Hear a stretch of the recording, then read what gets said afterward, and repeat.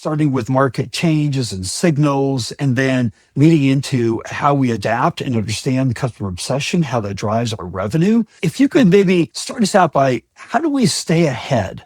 How do we stay ahead of where the market's going and the signals that we're seeing? It's pretty easy. Being in sales, we are really the key connecting point because we talk to customers. We know what's going on out there. From my understanding, we have to even get a step further to understand what is going on with the customers of my customer so that we really can help them. Where do markets develop to? And actually, what does that mean for us? How can we react on that? Our business, how can we adapt our business accordingly? What are some of the early warning signs that you see and that you look out for? Because staying ahead of the market is everybody's job. How do you stay ahead of the market? What are the signals that you're looking for?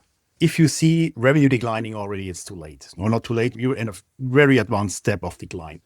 Revenue is very late stage in that process, which always follows a certain pattern. That's a very critical point, which I've seen many times in the market, and markets rarely collapse overnight. They whisper.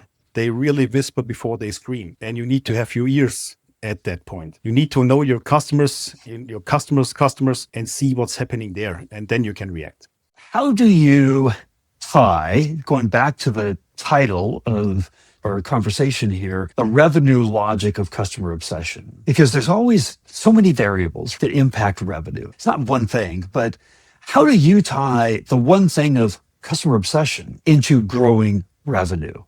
Very easy. If the first thing you bring to your customer's meeting is a quote already, you haven't asked the right question and you haven't spent enough time on that. You haven't taken the chance to build that trust situation. If you gain that trust, if you were with the customer on eye level as an advisor, as a supporter, as a partner, all price discussion becomes second. This itself already is a big benefit in all sales. Once you have the trust, he might not even look at the second or third vendor because he says, hey, this guy told me exactly what to do. While all the other ones, they just throw their quotes on my table and said, here, this is what I can offer you without understanding what I'm doing.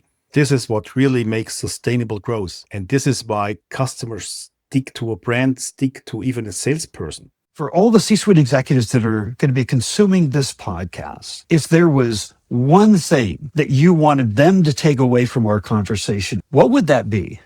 Never fall in love with your products. Fall in love with your customer success. Products change, technology change, market change. Customer expectations and challenges change even faster. So stay in touch with your customers. I think that's the absolutely key takeaway we have to really focus on.